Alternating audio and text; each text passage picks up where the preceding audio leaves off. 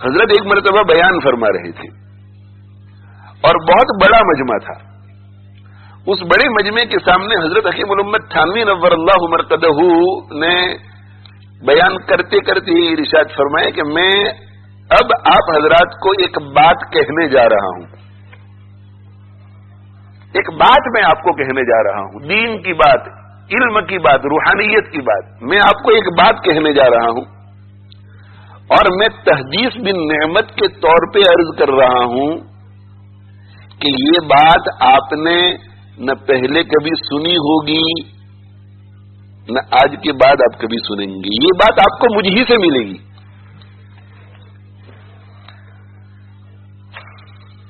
ایک بات میں کہنے جا رہا ہوں جو آپ نے پہلے کبھی سنی نہیں ہوگی کسی اور عالم سے، کسی اور کتاب میں پڑھی نہیں ہوگی. یہ میں اپنی طرف سے تشریح کر رہا ہوں.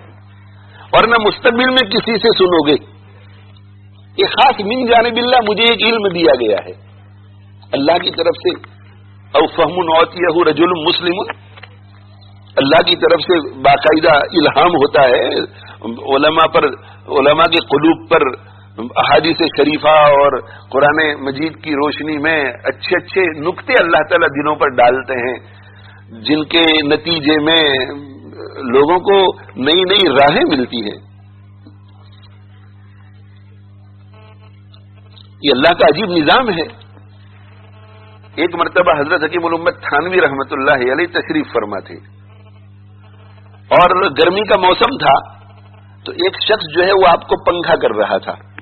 آپ کا خادم تھا، وہ پنکھا کر رہا تھا.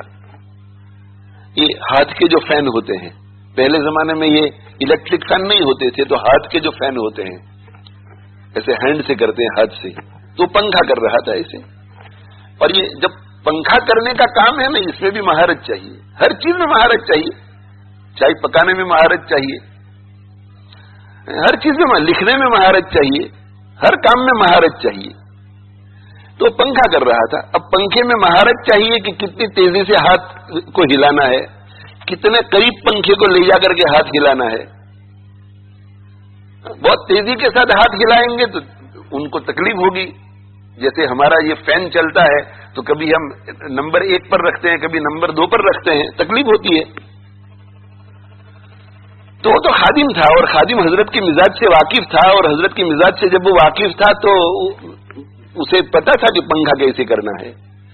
وہ کسی ضرورت کی وجہ سے اٹھ کر کے یا تو حضرت کے کہنے کی وجہ سے یا خود اجازت لے کر کے چلا گیا اور پنکھا نیچے چھوڑ گیا. وہاں جو دوسرے لوگ بیٹھے ہوئے تھے ان میں سے کسی کے دل میں داعیہ پیدا ہوا کہ میں یہ خدمت کروں. تو خدمت کرنے کا داعیہ بہت اچھی چیز ہے، اپنے بڑوں کی خدمت کرنی چاہیے. لیکن کچھ چیزیں ایسی ہوتی ہیں کہ جن میں خدمت کر کے راحت پہنچانے کی بجائے ہم انہیں تکلیف پہنچاتے ہیں. خدمت کا معنی ہے راحت پہنچانا. تو جب تک ہمیں معلوم نہ ہو کہ اس کام کو کیسے کیا جاتا ہے اس وقت تک ہمیں بہت احتیاط کرنا چاہیے. خدمت سیکھو پہلے. تو اس نے پنکھا ہاتھ میں لیا اور ہاتھ میں لے کر کے پنکھا کرنا اس نے شروع کر دیا.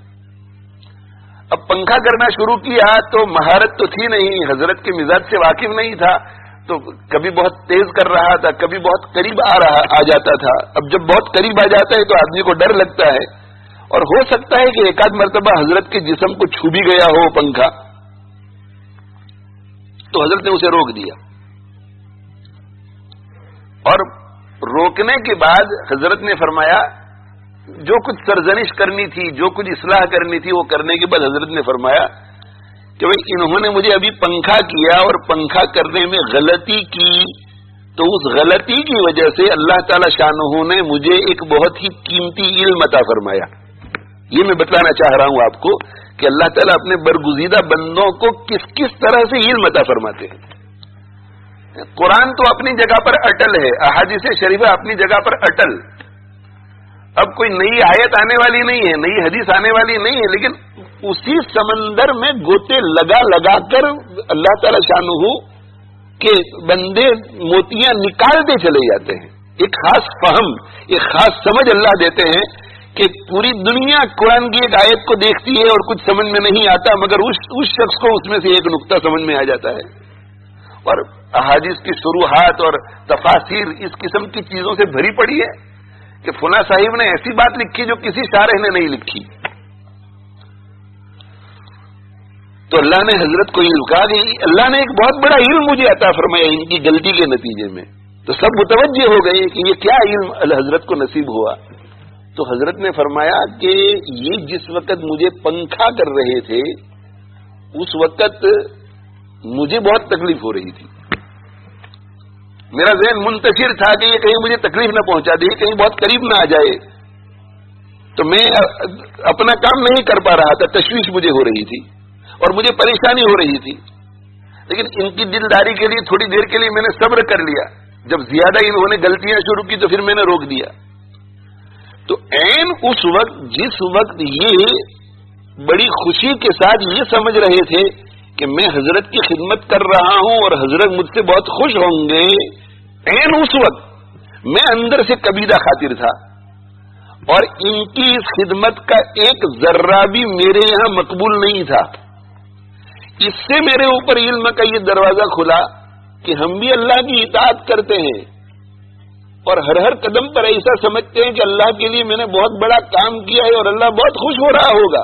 کہیں ایسا نہ ہو کہ صحیح سلیقے سے نہ کرنے کی وجہ سے, اتباع سنت نہ ہونے کی وجہ سے, اخلاص نہ ہونے کی وجہ سے عین اس وقت جب ہم یہ سمجھ رہے ہوں کہ اللہ کے یہاں میری عبادت مقبول ہو رہی ہے, اللہ جو ہے ہم سے ناراض ہو رہے ہوں اور اللہ ہم پر غصے ہو رہے ہوں کہ میرا بندہ ہو کر کے یہ کام کسی اور کے لیے کر رہا ہے, یا یہ کہ میرا بندہ ہو کر مجھے خوش کرنا چاہتا ہے اور میرے نبی صلی اللہ علیہ وسلم کے طریقے سے ہٹ کر رہا ہے, کہ یہ مجھے علم ملا.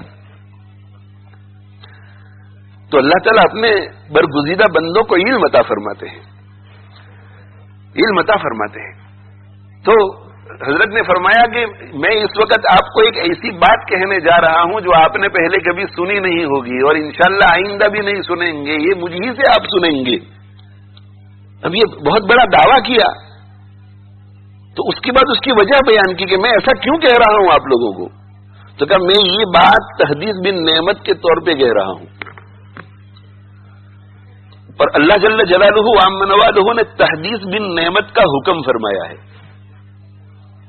اللہ فرماتے ہیں اپنے نبی صلی اللہ علیہ وسلم سے کہ وَأَمَّا بِنِعْمَةِ رَبِّكَ فَحَدِّثْ, یہ میرے پیغمبر صلی اللہ علیہ وآلہ وسلم اپنے پروردگار کی نعمت کو لوگوں کے سامنے بیان کیجیے. تو یہ اللہ نے مجھے ایک نعمت دی ہے, تو یہ نعمت میں بیان کر رہا ہوں اس حکم کی وجہ سے. اور اگر کوئی بندہ اپنی کوئی نعمت, اپنی کوئی خوبی, اپنی کوئی اچھائی دوسروں کے سامنے تحدیث بن نعمت کے طور پہ بیان کرتا ہے تو یہ عبادت ہے. اب یہاں دو چیزیں ہیں کہ ایک شخص اپنی خوبی تحدیث بن نعمت کے طور پہ بیان کرتا ہے تو عبادت, اور اگر کوئی شخص اپنی خوبی بڑائی جتانے کے لیے تکبر کی وجہ سے کرتا ہے, فخر کی وجہ سے کرتا ہے, تو بدترین گناہ. اب ان دونوں میں فرق کیا ہے؟ تحدیث بن نعمت اور تکبر کے درمیان بہت باریک لکیر ہے, دونوں بالکل ایک دوسرے سے قریب. اور عموماً عام انسان جو ہے وہ ٹھوکر کھا جاتا ہے, شیخ کامل ہے وہی اس میں رہنمائی کر سکتا ہے. دونوں میں فرق کیا ہے؟ تحدیث بن نعمت میں یہ ہوتا ہے کہ اللہ جل جلالہ عام نوالہ نے مجھے بغیر استحقاق کے یہ نعمت عطا فرمائی ہے, تو مجھے اس کے بندوں کے سامنے اس کا اظہار کرنا چاہیے کہ میں ایک نکما آدمی, اللہ کی مرضی کے مطابق پورا بھی نہیں اترتا, پھر بھی اللہ نے دیکھو میرے ساتھ کتنا بڑا معاملہ کیا. یہ تحدیث بن نعمت. تحدیث بن نعمت, تحدیث بن نعمت یہ ایسا ہی ہے جیسا کہ ایک طالب علم ہے مدرسے میں, اور مدرسے میں طالب علم ہے وہ بہت شریر ہے, بہت شریر, اور دوسرا طالب علم ہے وہ بہت پابند, بہت پابند, ہر کام جو ہے وہ استاد کی مرضی کے مطابق کرتا ہے. اب یہ جو بہت پابند ہے اس کو اگر استاد نے بلا کر کے کوئی خصوصیت کا معاملہ کیا کہ بھئی دیکھو یہ میرے پاس ایک کتاب ہے، اس میں میرے استاد کی نوٹس ہیں اور یہ میرے نزدیک بہت قیمتی ہے، اور میں نے دل میں سوچا تھا کہ میرے کسی ہونہار طالب علم کو دوں گا تو میں یہ آپ کو دے رہا ہوں. اب اس کے دل میں یہ خیال آئے گا کہ 5-6 سال تک میں نے بھی تو محنت کی ہے، مدرسے کا کوئی قانون نہیں توڑا، ہر وقت کلاس میں حاضری اور بہت اہتمام سے سبق کو سنا، سبق کو سنایا، ہر امتحان میں اول نمبر سے پاس ہوا. تو ایسا طالب علم خود کو مستحق سمجھے گا کسی نہ کسی درجے میں کہ ہاں بھائی میں ڈیزرو کر رہا تھا، میں نے جتنی محنت کی اتنی اور کسی نے نہیں کی. تو ایسا طالب علم یہ سمجھے گا کہ مجھے جو کچھ یہ ملا ہے یہ میں ڈیزرونگ ہوں اس کا، اور مطلب اس کا یہ ہے کہ میں نے اس کے لیے محنت بھی تو کی ہے. اور دوسرا ہے شریر ہے، سست ہے، غافل ہے، اور وہ جو ہے حاضری بھی نہیں دیتا. جی اس کو استاد جی نے بلایا اور استاد جی نے بلا کر کے کہا کہ بیٹا دیکھو اب مدرسے سے تم جا رہے ہیں، تمہاری پوری کلاس نے بہت محنت کی ہے، بہت محنت کی ہے، بہت محنت کی ہے، اسی لیے میں نے ان میں سے ہر ایک کو فنا چیز دی، اور جو ٹاپ اسٹوڈنٹ تھا اس کو تو میں نے میرے استاد کی کاپی دی. بیٹا اب جو ہے تم کو بھی میں ایسے ہی محروم کر کے نہیں بھیجنا چاہتا، میرا دل کرتا ہے کہ تم کو بھی کوئی ہدیہ دوں. چلو یہ میرا امامہ ہے وہ میں تم کو دے رہا ہوں، یہ میری ٹوپی آپ کو دے رہا ہوں. کچھ بھی ملا. بیچ والوں کو چھوڑ دیجئے، وہ اول نمبر والے کو یا آخر والے کو دیکھیے. اول والے کے دل میں یہ خیال آئے گا کہ میں اس کے لیے ڈیزرونگ ہوں، آئی ڈیزرو اٹ. 5 سال 6 سال تک میں نے محنت کی ہے، اپنے نفس کو کتنا میں نے دبایا ہے، راتوں کو کتنا میں جاگا ہوں. اور اس کے ذہن میں آئے گا کہ میں کسی قابل نہیں تھا. اس کو تو ملی، اوپر سے جو چیز آ رہی تھی وہ بہت قیمتی کتاب، اس کو ایک ٹوپی دے دی استاد نے کہ یہ میری ٹوپی لے لو. اب وہ باہر نکلے گا تو وہ بھی لوگوں کو کہے گا کہ استاد جی نے تو مجھے اپنے استاد سے پہنچی ہوئی کتاب دی ہے. یہ باہر نکلے گا یہ بھی کہے گا کہ استاد جی نے مجھے ٹوپی عنایت فرمائی. وہ پہلے والا جو کہے گا وہ اس زاویے سے کہے گا اور یہ سوچ کر کہے گا کہ میں نے کوئی کمال پیدا کیا ہے اپنے اندر، میں نے کمال کا کام کیا ہے. تو لوگوں کو یہ بتائے گا کہ دیکھو 5 سال 6 سال کی محنت میں نے یہ حاصل کیا ہے. اور یہ جب بتائے گا تو دل دماغ میں یہ خیال ہوگا کہ یار 6 سال تک میں نے استاد جی کو ستایا، لیکن میرے استاد کا میرے اوپر کتنا بڑا احسان ہوا. استاد جی کتنے کریم ہیں، کتنے مشفق ہیں کہ وہ ساری غلطیوں کو نظر انداز کیا اور مجھے اپنی ٹوپی عنایت فرمائی. تو یہ جب بیان کریں گے تو خود کو خوش نصیب سمجھتے ہوئے اس بات پر کہ استاد کی میرے اوپر شفقت ہوئی، تو گویا استاد کی شفقت کو بتا رہا ہے کہ میرے استحقاق کے بغیر مجھے یہ چیز ملی ہے. تو پہلا آدمی جو اپنے کمال کے اظہار کی نیت سے کہہ رہا ہے کہ میرے پاس یہ چیز ہے وہ تکبر ہے، اور دوسرا آدمی جو استاد کی شفقتوں کا اظہار کرنے کے لیے کہہ رہا ہے یہ تحدیث بن نعمت ہے. اور دونوں کا اثر الگ الگ ہوگا. اگر تکبر ہے چاہے اس کو وہ تحدیث بن نعمت کہتا رہے کہ میں تحدیث بن نعمت کے طور پہ کہہ رہا ہوں، اگر تکبر ہے تکبر، تو اس چیز کو بیان کرتے ہوئے اس میں کسی نہ کسی درجے میں اکڑ پیدا ہوگی، سر بلند ہوگا، سینہ باہر نکلے گا. اور اگر تحدیث بن نعمت کے طور پہ کر رہا ہے تو تواضع اور انکساری کی وجہ سے اس کے بدن میں، باڈی لینگویج میں شکستگی آئے گی. ان دونوں طالب علموں کا ہی آپ تصور کر لو نا. پہلا جہاں کہیں جا رہا ہے کہہ رہا ہے کہ دیکھا آپ نے، پتا چلا تم کو مجھے کیا ملا ہے، پتا چلا تم کو مجھے کیا ملا ہے. یا یہ سمجھو کہ اول نمبر سے پاس ہوا، 100% اس نے اسکور کی ہے، وہ ہر ایک کو کہہ رہا ہے. اس کی طبیعت کیا میں یہ ہوگا اس کو، یہ تکبر. اور یہ جس کو ٹوپی ملی یا یوں سمجھو کہ فیل ہوا تھا، مگر استاد نے یہ کہا کہ چلو منیمم نمبر سے میں آپ کو پاس کر دیتا ہوں، پھر لوگوں کے سامنے بیان کرے گا کہ بھئی استاد نے بڑا کرم فرمایا کہ مجھے پاس کر دیا، یہ مگر شکستگی کے ساتھ. تو حضرت حکیم محمد تھانوی رحمۃ اللہ نے فرمایا کہ ایک ایسی بات کہنے جا رہا ہوں جو کسی نے آپ کو کہی نہیں ہوگی، فیوچر میں بھی کوئی نہیں کہے گا. اب یہ بڑی بات تھی. تو فرمایا کہ میں یہ بات آپ کو فخر کی وجہ سے نہیں کہہ رہا ہوں، میں تحدیث بن نعمت کے طور پہ کہہ رہا ہوں. اور یہاں اٹک گئی حضرت، تحدیث بن نعمت کے طور پہ کہہ رہا ہوں. کیوں؟ اس لیے کہ ان کے ضمیر نے یہ کہا کہ یہ حق کے خلاف ہے، یہ حق کے خلاف ہے. اس وقت جو زبان سے کلمات نکل رہے ہیں یہ تکبر والے الفاظ ہیں، تھوڑی حد سے باہر چلے گئے ہیں.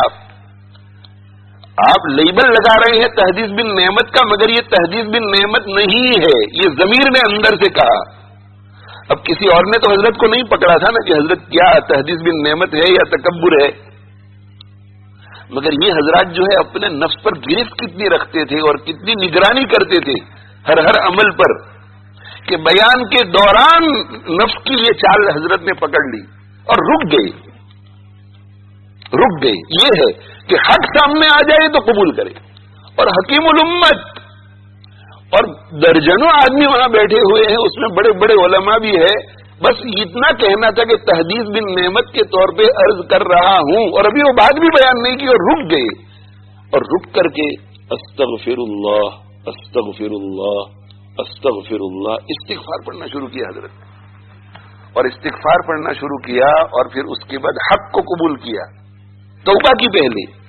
اور حضرت نے پھر فرمایا کہ بھئی دیکھو، اگر کوئی شخص کوئی گناہ یا غلطی تنہائی میں کرتا ہے تو توبہ تنہائی میں ہوتی ہے، اور پبلک کے سامنے مجمع میں کرتا ہے تو توبہ بھی مجمع میں ہوتی ہے.